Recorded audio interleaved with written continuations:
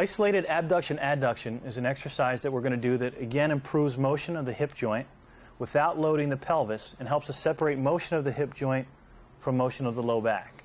Here we have Anna lying flat on her back with her hips flexed to 90 degrees and her knees flexed to 90 degrees. Feet are flat on the wall with the toes pointing straight to the ceiling, and the foot, ankle, knee, hip are in a straight line.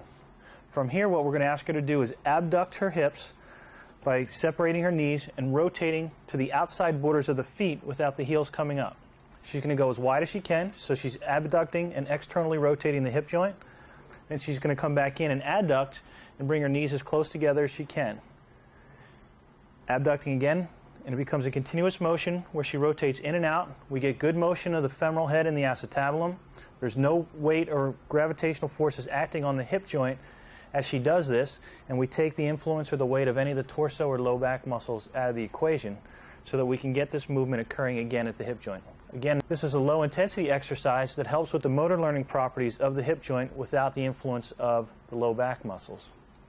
Now, some people are biased to being either internally or externally rotated when we assess them.